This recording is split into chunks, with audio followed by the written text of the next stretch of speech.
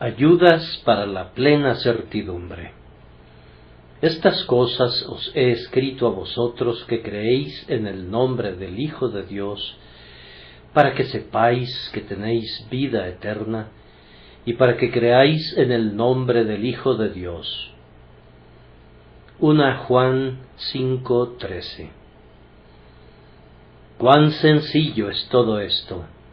Juan tenía alas de águila para remontarse a las alturas y ojos de águila que le permitían penetrar en los grandes misterios, y, sin embargo, de todos los escritores del Antiguo o del Nuevo Testamento, Juan es uno de los que escribe con mayor sencillez.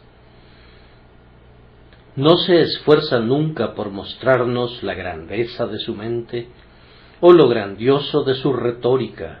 Por el contrario, habla cual niño a quienes son niños en la escuela del amor.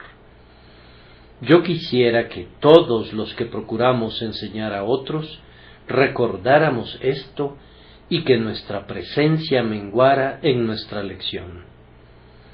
Es igualmente notable cuán práctico es Juan.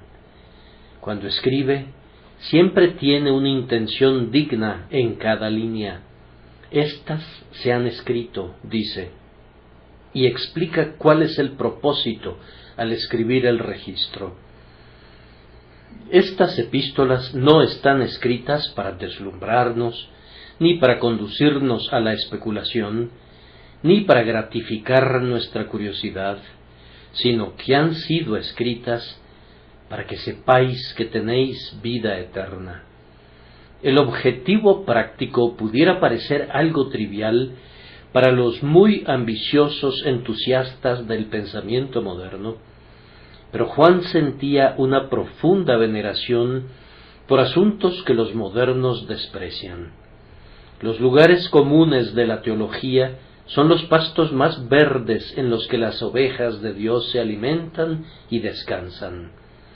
Es de muchísimo mayor provecho para nosotros saber que tenemos vida eterna que ser capaces de predecir el futuro de los imperios o prever el destino de los reyes. Es de más importancia práctica para nosotros saber que tenemos vida eterna que ser capaces de explicar todos los misterios o que hablar en lenguas. Juan actúa de acuerdo a su amoroso corazón cuando escribe para guiar a sus hermanos a un conocimiento cierto de su posesión personal de la vida eterna.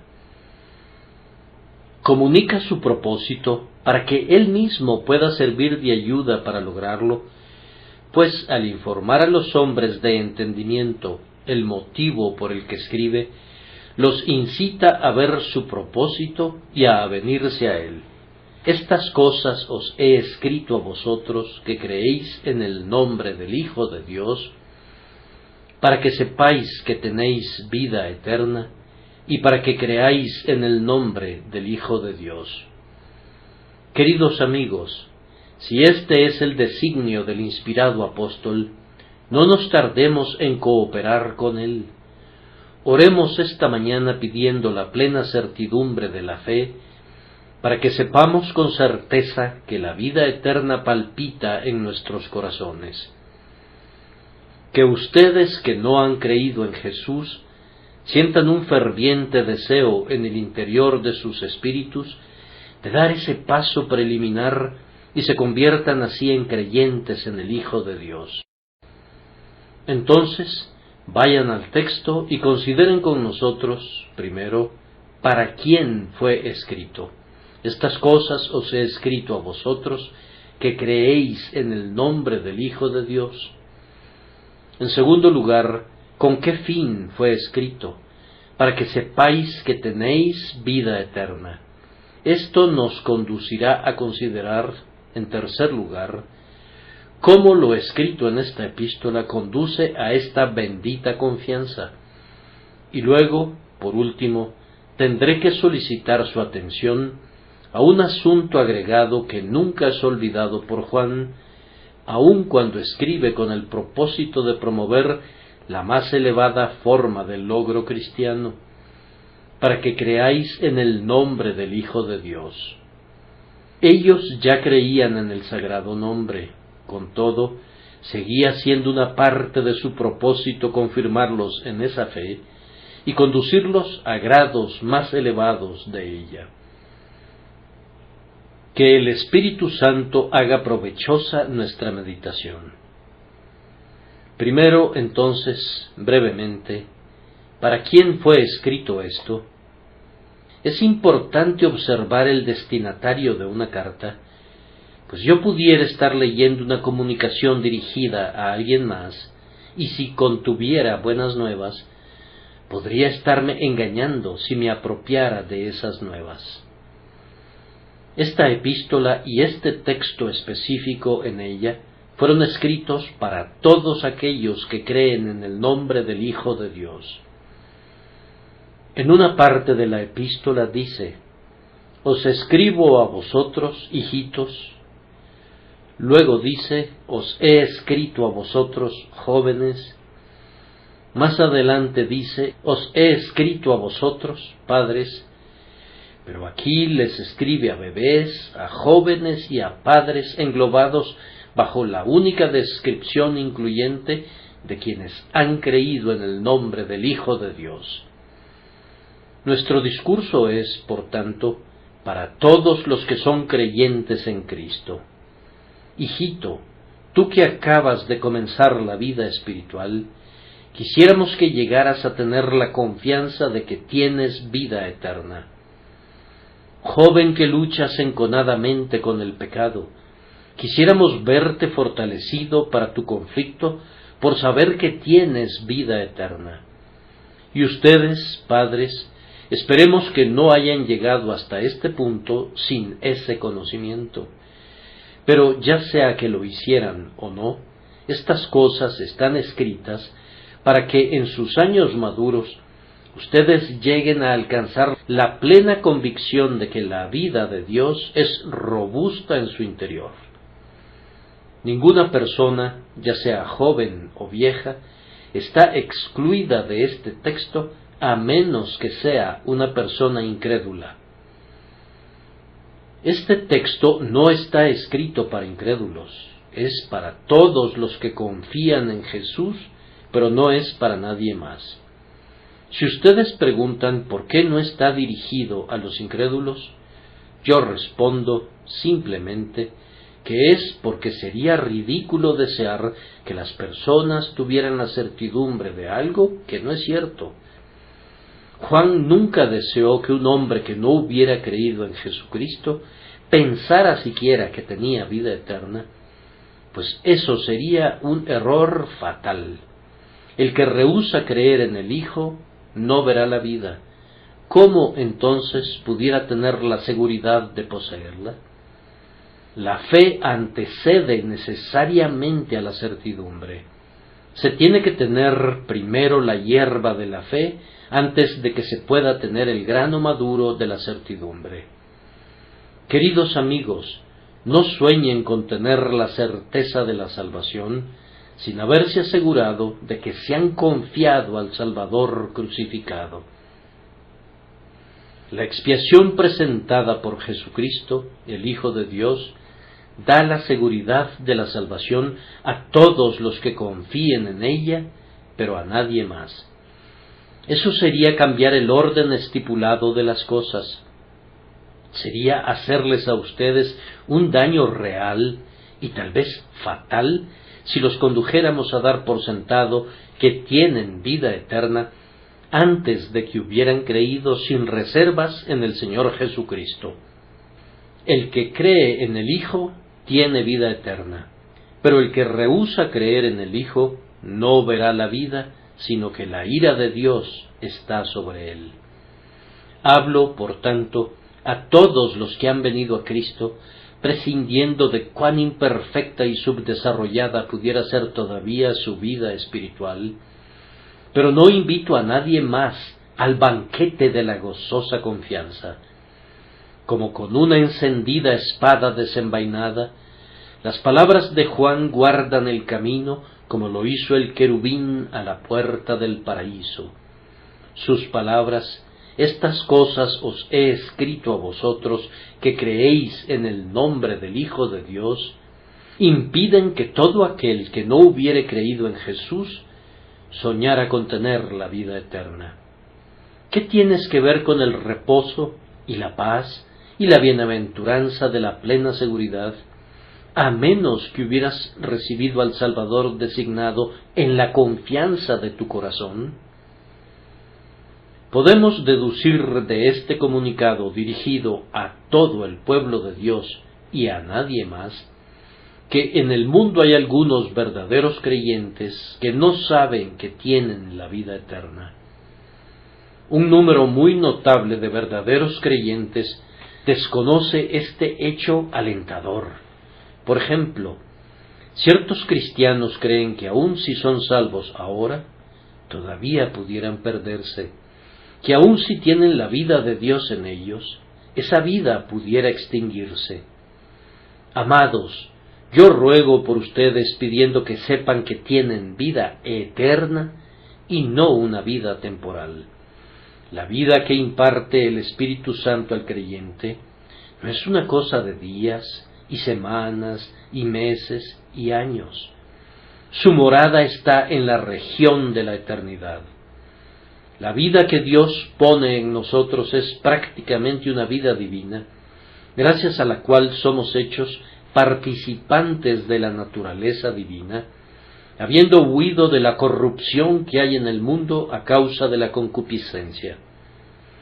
Fuimos engendrados de nuevo a una vigorosa o viva esperanza en el día de nuestra regeneración. El nuevo nacimiento de lo alto por el Espíritu de Dios es un nacimiento a una vida interminable, siendo renacidos no de simiente corruptible, sino de incorruptible, por la palabra de Dios que vive y permanece para siempre. Junto al pozo de Samaria, nuestro Señor nos da otra figura. El que bebiere del agua que yo le daré, no tendrá sed jamás, sino que el agua que yo le daré será en él una fuente de agua que salte para vida eterna. Muchos imaginan que este manantial puede fallar.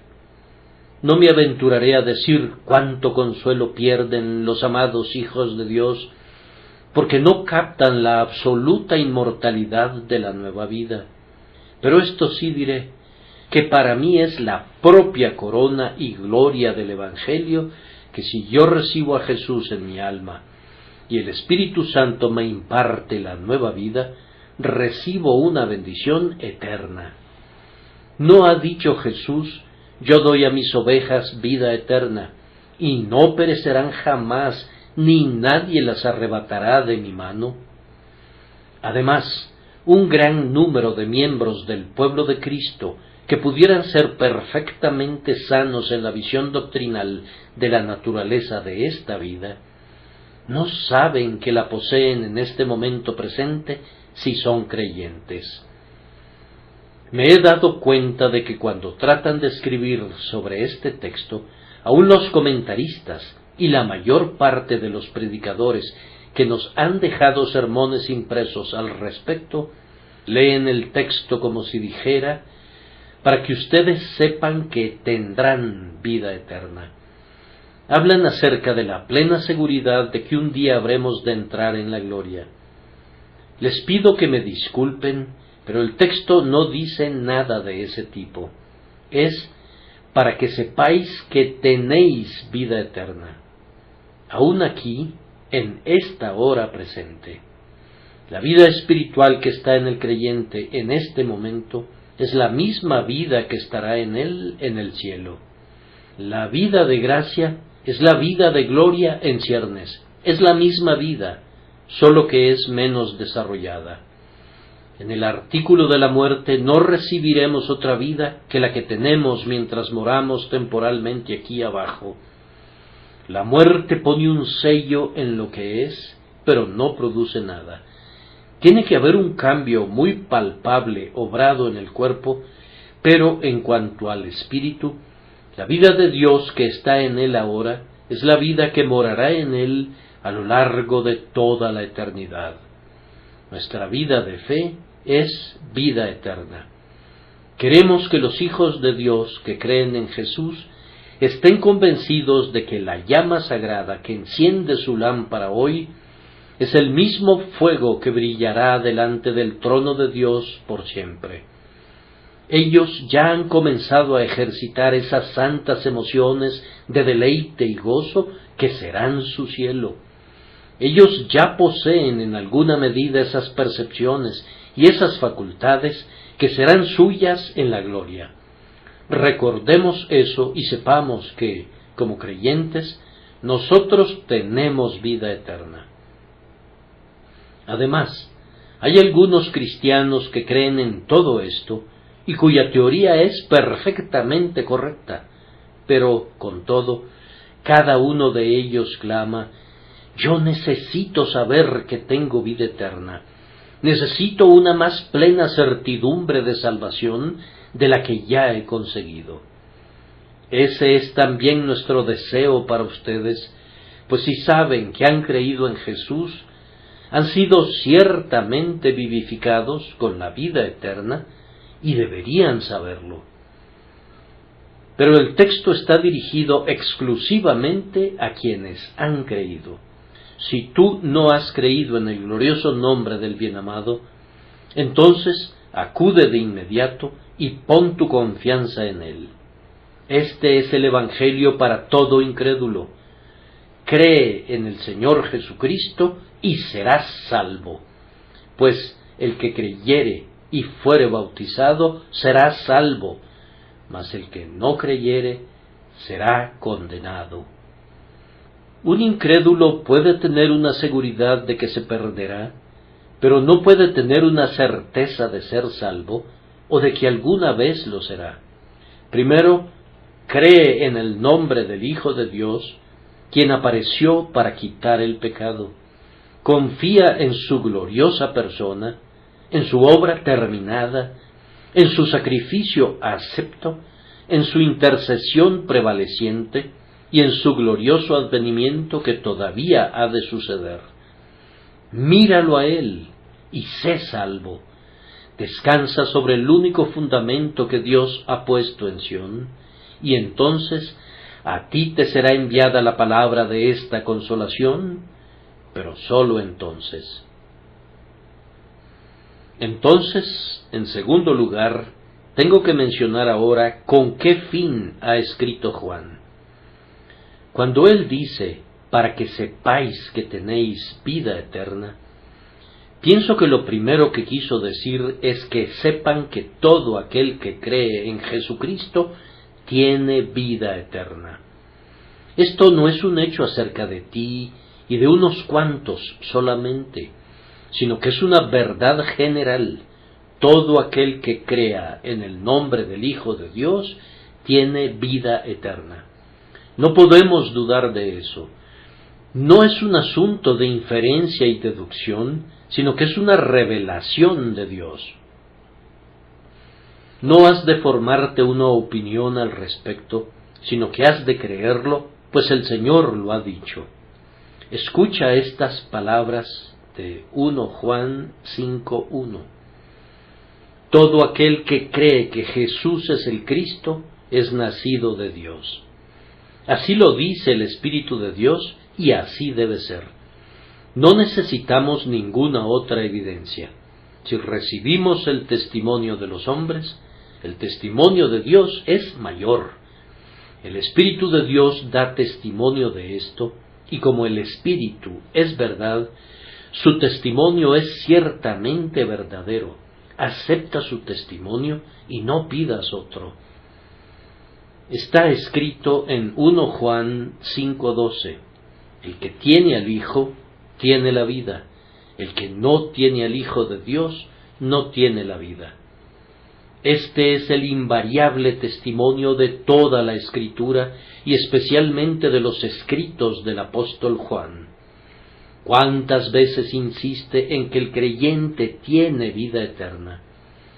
Yo les suplico que nunca cuestionen esa declaración, grábenla en su mente, pues si tienen alguna duda al respecto, socavan el Evangelio, rechazan el testimonio del Señor y niegan al Espíritu Santo. Ustedes no se comportarían tan perversamente. Por tanto, glorifiquen a Dios creyendo en su testimonio.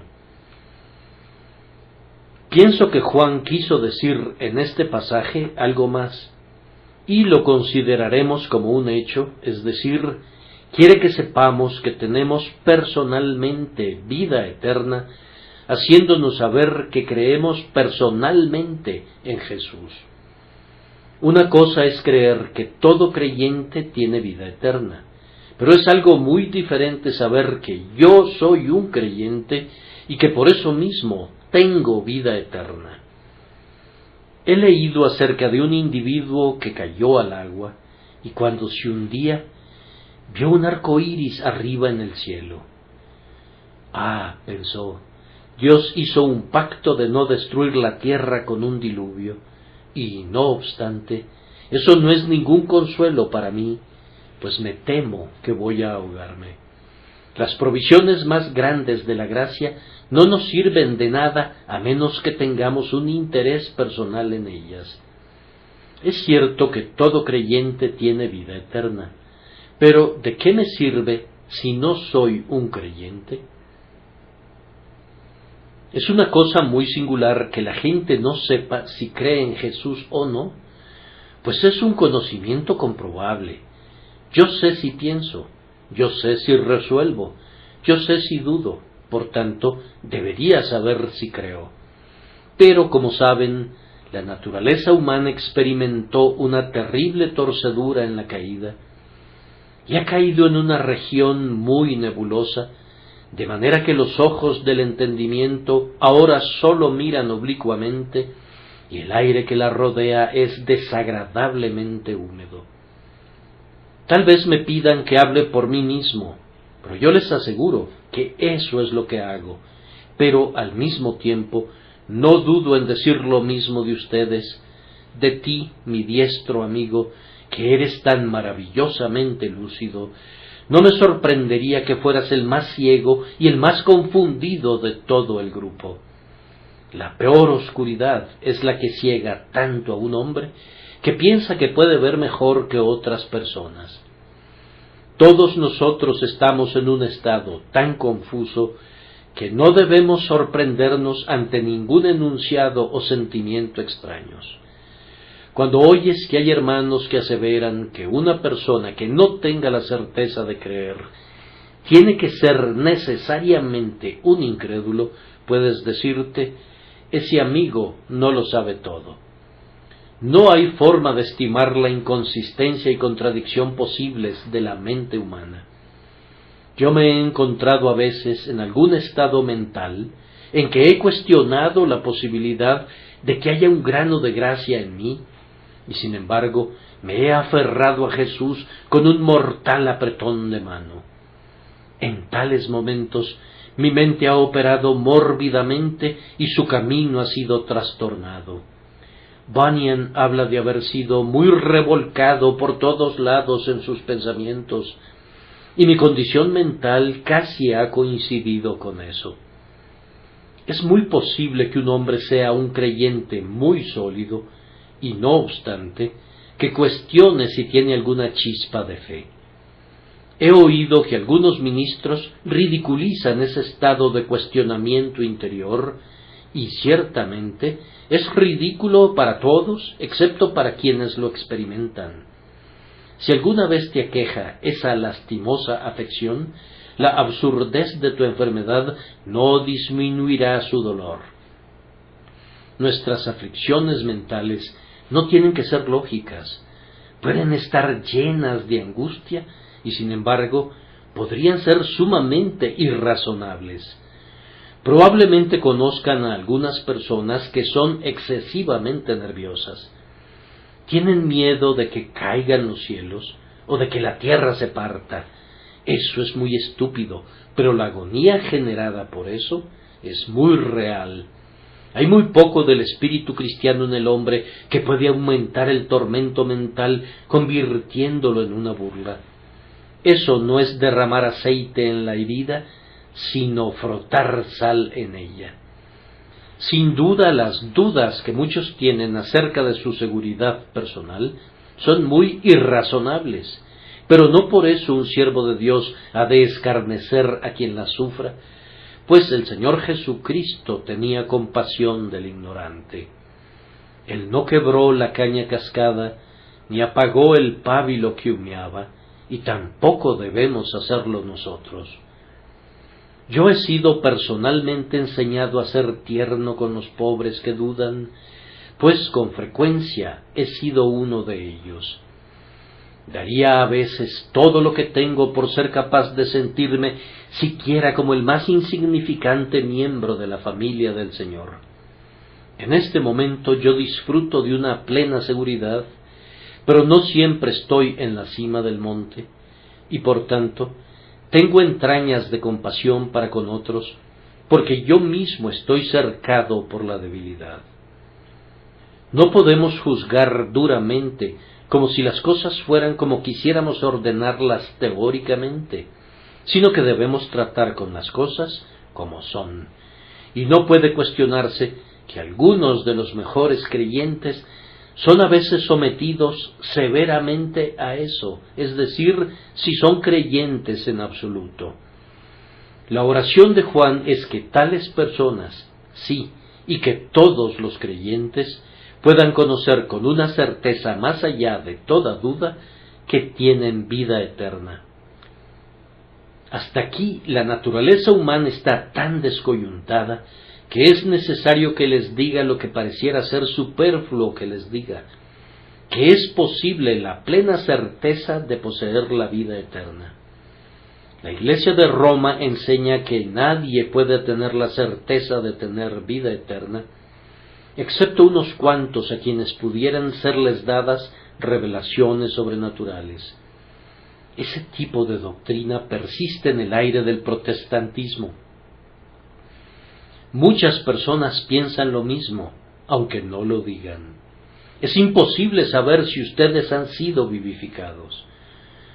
Debería ser imposible albergar alguna duda al respecto. Racionalmente, un hombre que vive debería saber que está vivo. Nadie debería darle sueño a sus ojos o reposo a sus párpados mientras albergue alguna duda acerca de su estado eterno. Eso es posible, y si es posible, es muy deseable, pues cuando un hombre sabe que posee vida eterna, cuán grande consuelo es para él, cuánta gratitud le produce a su espíritu, cómo le ayuda a vivir por encima del mundo, con qué santo ardor se entrega al servicio de Dios, sabiendo que tiene una recompensa eterna.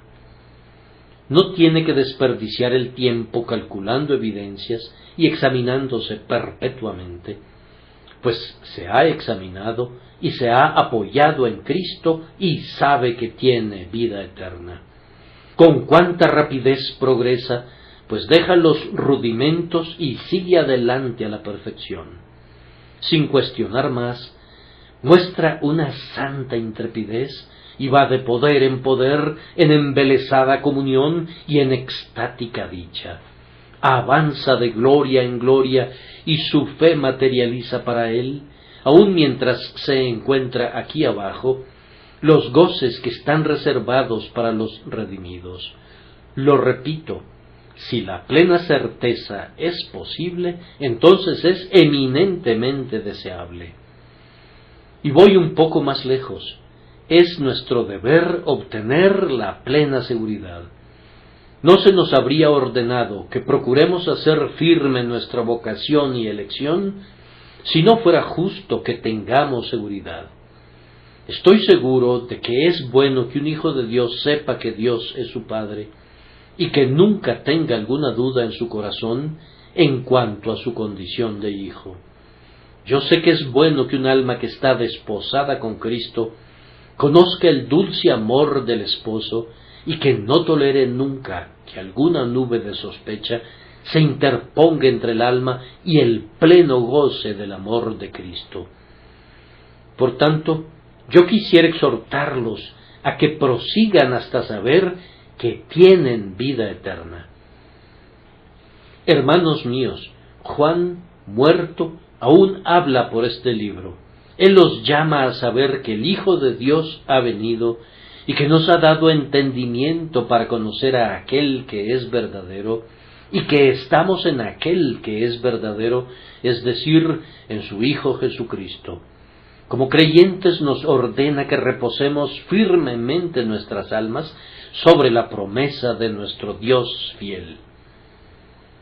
Con mucha pena les recuerdo a algunos de ustedes que, como no han creído, no tienen parte ni suerte en este asunto, y que el discípulo amado no les habla a ustedes. En tercer lugar, llego al punto en que me gustaría poner el énfasis del discurso esta mañana. ¿Qué fue lo que dijo Juan en esta epístola que conduce a nuestra plena seguridad? ¿Cómo nos ayuda a saber que somos creyentes y por consiguiente a saber que tenemos vida eterna? No puedo intentar un exhaustivo resumen de esta sumamente bendita epístola, pero voy a seleccionar unos cuantos incisos de los muchos que hay. Sería algo muy valioso hacer una exposición sobre esta epístola que fuera escrita para mostrar cómo capacita a los hombres a saber que tienen vida eterna. Y tengo la confianza de que sin violentar en lo más mínimo ni una sola frase, podría mostrarse que toda la carta atañe a la seguridad. El deseo del apóstol de que todos los creyentes sepan que tienen vida eterna es el hilo de seda en el que son ensartadas las perlas. Ahora los creyentes deberían saber que tienen vida eterna y no deberían dudarlo nunca, pues la propia palabra de Dios les asegura que así es. Recuerden aquella palabra del Señor Jesús en Juan 6:47. De cierto os digo, el que cree en mí tiene vida eterna. ¿Dudarán del desierto del Señor?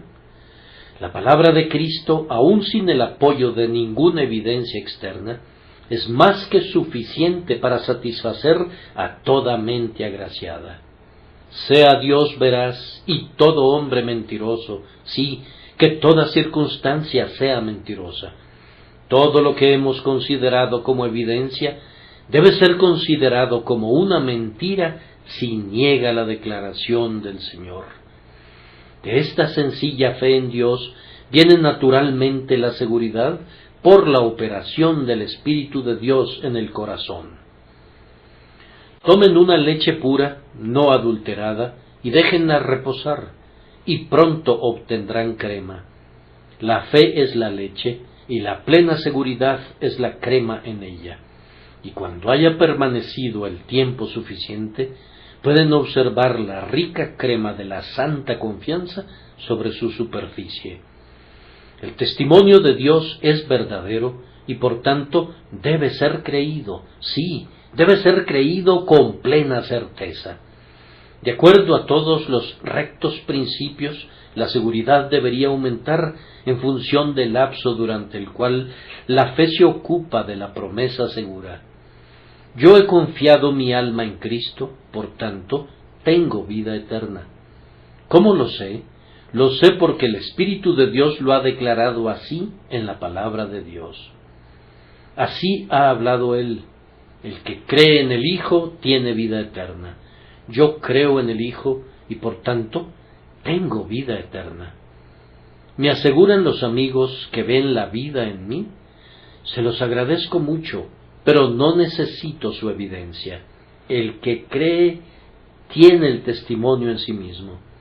Cuando el Espíritu Santo ha hecho una declaración, sería equivalente a una impertinencia, ya fuera solicitar u ofrecer cualquier evidencia adicional sobre ese punto. Por tanto, ese asunto no es mi tema. Supongo que no debemos ofrecerles ningún otro argumento para demostrar la vida eterna de los creyentes. Más allá de esto, Dios lo ha dicho.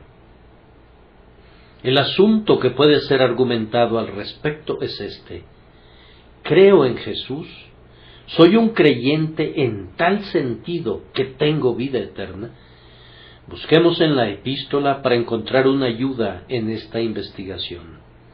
Encontrarán, primero, que Juan menciona como evidencia un trato sincero con Dios en fe y confesión de pecado.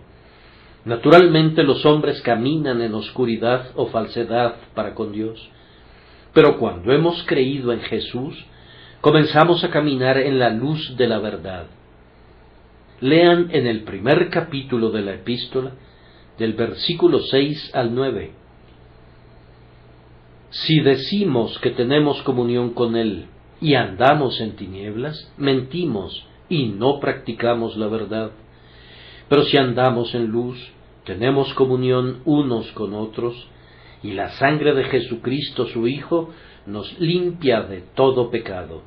Si decimos que no tenemos pecado, nos engañamos a nosotros mismos, y la verdad no está en nosotros. Si confesamos nuestros pecados, Él es fiel y justo para perdonar nuestros pecados y limpiarnos de toda maldad. El creyente no pretende tratar con Dios como si no tuviera ningún pecado, pues eso sería hacer que Cristo fuera inútil, en vista de que no habría ninguna necesidad de que su sangre nos limpiara.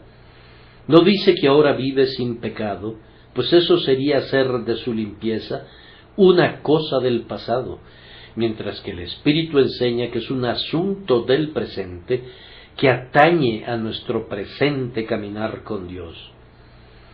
Alegar vivir sin pecado es caminar en tinieblas, pues ese alegato es falso. El hombre que camina en la luz se presenta ante Dios como un pecador a quien la sangre de Jesucristo, su Hijo, limpia de todo pecado. Entonces, si tratas sinceramente con Dios, puedes tomar esto como una evidencia de que eres un hombre salvo. Si confiesas tu culpa delante de Dios, si tu única esperanza de ser limpiado de ella radica en la sangre de Jesucristo, entonces has llegado a actuar para con Dios en la línea de la verdad y Él te acepta. Tú que no eres un creyente en Cristo, podrías tratar de olvidar que tienes algún pecado, o podrías ofrecer algún tipo de paliativo por tu pecado por medio de formas y ceremonias. Pero cuando eres colocado bajo la honesta luz, lo reconocerás con franqueza y cesarás de desempeñar un papel prestado. Tu clamor será: examíname, oh Dios, y pruébame. Tu petición será a la ilimitada misericordia de Dios en Cristo Jesús. Ten la certeza de que eres un hijo de Dios cuando confiesas el pecado y tu fe mira a Jesús para que lo quite. Padre, he pecado, es el clamor de un hijo que ha nacido verdaderamente. Dios, sé propicio a mí, pecador, es la oración del hombre que desciende a su casa justificado. Podemos repetir extasiados las palabras de Pablo a los romanos: siendo justificados gratuitamente por su gracia, mediante la redención que es en Cristo Jesús, a quien Dios puso como propiciación por medio de la fe en su sangre, para manifestar su justicia, a causa de haber pasado por alto en su paciencia los pecados pasados. Enseguida Juan nos da la obediencia como una prueba para el Hijo de Dios. Miren el segundo capítulo y comiencen a leer en el versículo 3. Y en esto sabemos que nosotros le conocemos si guardamos sus mandamientos. El que dice, yo le conozco, y no guarda sus mandamientos, el tal es mentiroso, y la verdad no está en él. Pero el que guarda su palabra, en este verdaderamente el amor de Dios se ha perfeccionado. Por esto sabemos que estamos en él. El que dice que permanece en él debe andar como él anduvo. Vamos entonces, amados hermanos, ¿obedecen ustedes la voluntad del Señor con todo su corazón? ¿Es la santidad el objetivo y la meta de su vida? ¿Se esfuerzan por hacer lo que Jesús les pide? ¿Ajustan su reloj de acuerdo al sol celestial? ¿Tratan de caminar sus caminos y sus pasos según la ley del Señor? ¿Se deleitan también en la ley de Dios según el hombre interior? ¿Prosiguen en pos de la perfecta santidad?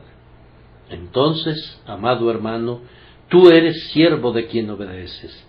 Ten la seguridad, más allá de toda duda, de que tú eres una de las ovejas de Cristo, pues Él dice: mis ovejas oyen mi voz, y yo las conozco y me siguen. El que hace justicia es justo. Si la gracia te ha hecho obediente, te ha dado vida eterna. A la vez que solicito su atención, acompáñenme a continuación a considerar la evidencia del amor en el corazón. En el segundo capítulo lean en el versículo 9: el que dice que está en la luz y aborrece a su hermano, está todavía en tinieblas. El que ama a su hermano permanece en la luz y en él no hay tropiezo. Y luego prosigan el versículo 14 del tercer capítulo. Nosotros sabemos que hemos pasado de muerte a vida en que amamos a los hermanos. El que no ama a su hermano permanece en muerte. Esto te ayudará grandemente a decidir sobre tu caso. ¿Odias a alguien? ¿Estás buscando revancha? ¿No sabes perdonar? Entonces no estás morando en la luz, eres de Caín y no de Cristo. ¿Sientes que amas a tus enemigos y que, de hecho, no eres enemigo de nadie porque el amor es el principio de tu vida? El amor es de Dios. Todo aquel que ama es nacido de Dios y conoce a Dios. Tenemos que sentir una benevolencia general hacia todos los hombres y un amor y una complacencia todavía más intensos por todos los que están en Cristo. Este amor tiene que ser práctico y tiene que conducirnos a ayudar y a socorrer a nuestros hermanos. ¿Tienes este amor? ¿Sientes un deleite en la compañía de los hermanos porque le pertenecen a Cristo, por pobres e ignorantes que sean? ¿No sentirías que el amor reina en tu espíritu si la verdadera fe no hubiera llegado para morar allí? Un espíritu amoroso evidenciado por una vida amorosa es un verdadero signo de que perteneces a Dios, cuyo nombre es amor. Tengan buen ánimo y entren en la plena certidumbre, oh ustedes cuyos pechos brillan con la sagrada llama del ferviente amor por Dios y por los hombres. Enseguida viene la separación del mundo. Lean en el segundo capítulo y en el versículo 15: no améis al mundo, ni las cosas que están en el mundo. Si alguno ama al mundo, el amor del Padre no está en él. Esto es respaldado por el primer versículo del capítulo 3. Por esto el mundo no nos conoce, porque no le conoció a él. ¿Te has enfrentado con la oposición de los impíos? ¿Has descubierto que Ismael se burla todavía de Isaac? Cuando vas a trabajar, ¿adviertes que tus compañeros de trabajo que solían beber contigo tienden a evitarte? ¿Eres tildado de hipócrita por ser un cristiano? Entonces hay una diferencia entre tú y otros, y el mundo puede verla. La simiente de la serpiente sí se hará a la simiente de la mujer. Dios ha puesto una enemistad entre las dos, por tanto, que no te sorprenda eso.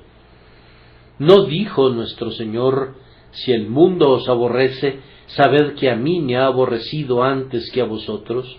Si fuerais del mundo, el mundo amaría lo suyo, pero porque no sois del mundo, antes yo os elegí del mundo, por eso el mundo os aborrece. Así, la calumnia, el abuso y otras formas de persecución pueden tornarse para su consuelo al mostrar que ustedes son de ese grupo contra el cual se habla por todas partes. Junto a eso, en el segundo capítulo, tenemos la evidencia de la continuación de la fe. Y el mundo pasa y sus deseos, pero el que hace la voluntad de Dios permanece para siempre. Hijitos, ya es el último tiempo, y según vosotros oísteis que el anticristo viene, así ahora han surgido muchos anticristos. Por esto conocemos que es el último tiempo. Salieron de nosotros, pero no eran de nosotros, porque si hubiesen sido de nosotros, habrían permanecido con nosotros, pero salieron para que se manifestase que no todos son de nosotros. Entre más capacitado es un cristiano a perseverar en santidad, más puede confiar que su religión es la obra del Espíritu de Dios en su alma. Mas el que persevere hasta el fin, éste será salvo. La perseverancia es una señal segura de la elección. El justo es el que se mantiene en su camino, pero los meros fingidores son cual estrellas errantes y flores que se marchitan.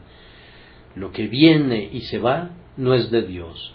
El Espíritu Santo mora permanentemente en los verdaderos creyentes. La siguiente evidencia la encontrarán en el capítulo 3 y en el versículo 3, y es la purificación. Todo aquel que tiene esta esperanza en Él se purifica a sí mismo, así como Él es puro. Te esfuerzas cada día por ser limpio de pecado, y cuando has pecado, vas en la noche con amargo arrepentimiento a Dios y le pides ser liberado de Él. ¿Estás luchando contra los pecados que te asedian? ¿Contiendes contra las costumbres del mundo? ¿Has llegado a ser un guerrero que combate contra el mal? Eso debe servirte de evidencia de que hay en ti un nuevo espíritu que no estaba allí por naturaleza, y eso debe demostrarte que has sido vivificado a una vida nueva. El conflicto y la victoria son evidencias de la gracia. En esto conocemos que amamos a los hijos de Dios, cuando amamos a Dios y guardamos sus mandamientos, pues este es el amor a Dios, que guardemos sus mandamientos. Y sus mandamientos no son gravosos, porque todo el que es nacido de Dios vence al mundo, y esta es la victoria que ha vencido al mundo, nuestra fe. Además, en el versículo 21 del 3 capítulo, nos encontramos con otra bendita evidencia que consiste en una clara conciencia. Si nuestro corazón no nos reprende, confianza tenemos en Dios. Dicen de nosotros que nos buscamos a nosotros mismos o que somos hipócritas. Pero si podemos poner nuestra mano sobre nuestro corazón y decir: Señor, tú lo sabes todo, tú sabes que te amo, tenemos la mejor base para una plena seguridad. Una conciencia purificada de obras muertas para servir al Dios viviente es uno de los sellos del Espíritu Santo en esa epístola que Él ha escrito en nuestros corazones. Este divino testimonio es un privilegio que nadie posee sino los regenerados. Demuestren que están limpios en la corte de la conciencia para que sepan que tienen vida eterna. Además, encontramos una evidencia en las respuestas a la oración. Y cualquier cosa que pidiéremos la recibiremos de Él, porque guardamos sus mandamientos y hacemos las cosas que son agradables delante de Él. ¿Oye Dios tus oraciones? Entonces tú eres agradable a sus ojos. ¿Tienes el hábito de hablar con Él y Él te responde? Entonces estás de acuerdo con Dios. ¿Te concede el deseo de tu corazón?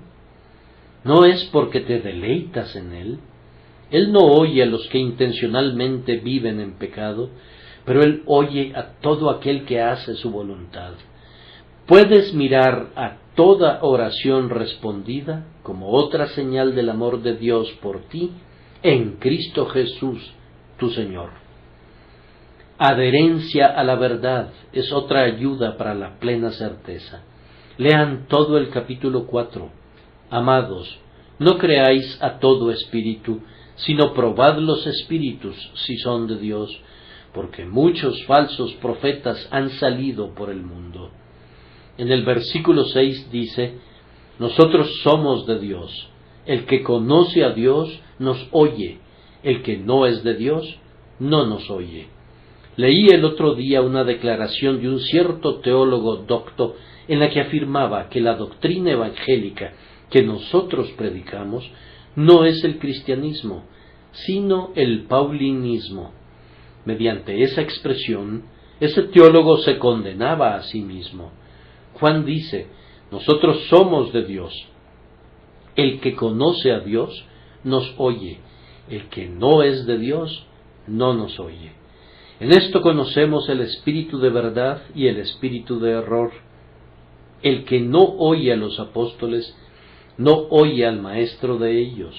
El que se atreva a decir que Pablo no nos ha dado el Evangelio no es de Cristo, pues Jesús dice: el que a vosotros recibe, a mí me recibe, y el que me recibe a mí, recibe al que me envió.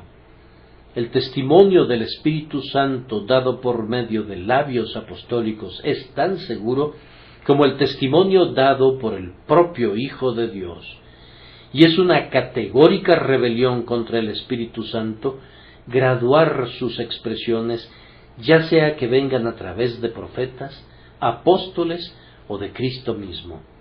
El que hace que esto sea cierto y aquello falso, o que esto sea cierto y aquello todavía más cierto, ha menospreciado al Espíritu de Dios que habla como le place, pero que siempre es infalible. El que cuestiona lo que el Espíritu dice no tiene al Espíritu de Cristo morando en él. Si has tomado a la Escritura como tu guía y retienes firme la verdad de Dios, eres una de las ovejas de Cristo, de quienes dice: mas al extraño no seguirán, sino huirán de él, porque no conocen la voz de los extraños. Oponerse al detestable espíritu de esta época y a todo lo demás que quisiera corromper el Evangelio de Cristo es el indicio de la verdadera simiente. Si tú das testimonio de la verdad da testimonio de ti. Bienaventurados aquellos que están firmes en la esperanza a la que Él os ha llamado.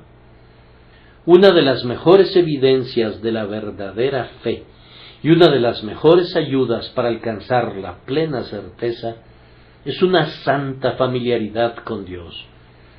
Lean en el 4º capítulo, en el versículo 16, y nosotros hemos conocido y creído el amor que Dios tiene para con nosotros. Dios es amor, y el que permanece en amor, permanece en Dios y Dios en él. En esto se ha perfeccionado el amor en nosotros, para que tengamos confianza en el día del juicio, pues como Él es, así somos nosotros en este mundo. En el amor no hay temor, sino que el perfecto amor echa fuera el temor, porque el temor lleva en sí castigo, de donde el que teme no ha sido perfeccionado en el amor. Nosotros le amamos a Él, porque Él nos amó primero. Oh amado hermano, si has llegado a hablar con Dios como un hombre habla con otro, si moras en Él, si cada día le dices más a Dios de lo que les dices a los hombres, y si encuentras más gozo en la comunión con Dios del que encuentras en todo el mundo, entonces eres de los suyos. Dios nunca hizo que un hombre le conociera y le amara para echarlo fuera luego. La vida eterna está seguramente en ti si has entrado en el lugar secreto de los tabernáculos del Altísimo y moras bajo la sombra del Todopoderoso. Cuando ya no tienes más ese temor servil que te hace retroceder, sino esa confianza infantil que te acerca más y más a Dios, entonces eres su hijo. El espíritu de adopción es una clave del testimonio seguro del Espíritu de Dios. El que puede decir que Dios es su gran alegría está entre los vivientes en Sión. Ahora quiero concluir Solo que no quisiera dejar fuera el último punto, el suplemento al propósito de Juan. El apóstol lo expresa así: para que creáis en el nombre del Hijo de Dios. Yo creo que quiere decir esto: nunca te vas a meter en un estado tal que digas, tengo vida eterna, y por tanto no necesito confiar simplemente en la sangre y en la justicia de Jesucristo. Nací de nuevo hace años, por lo que puedo vivir ahora sin el ejercicio cotidiano de la fe. No, dice el apóstol, estoy escribiendo esto a los creyentes, y yo les digo que si bien pueden tener plena certeza, eso no puede ser un sustituto de la fe habitual en el Señor Jesús. Personalmente deseo decir esto. Hace más o menos 34 años que creí por primera vez en Cristo Jesús, y entonces vine a Él sin tener nada en mí mismo, y lo tomé a Él para que fuera mi todo. En este momento poseo una clara y confortable seguridad de que tengo vida eterna. Pero hoy mi base de confianza es exactamente la misma que fue cuando vine a Cristo por primera vez. No tengo ninguna confianza en mi confianza. No pongo ninguna confianza en mi propia certeza. Mi certeza estriba en el hecho de que Cristo Jesús vino al mundo para salvar a los pecadores, y el que cree en el Hijo tiene vida eterna. Yo creo en Él, y por tanto yo sé que tengo vida eterna. Hermanos, no se muevan más allá de eso. Apéguense a su primera fe. Sin importar cuán lejos vayan en otras direcciones, permanezcan firmes en su fe indivisa en Jesús. Si piensan que es sabio examinar estas evidencias y estos signos que les he dado, háganlo. Pero si piensan obtener alimento de ellos, encontrarán una alacena vacía. Si piensan que pueden vivir sin Cristo y sólo de lo que han conocido en el pasado, están grandemente equivocados. Es como procurar vivir de un maná rancio.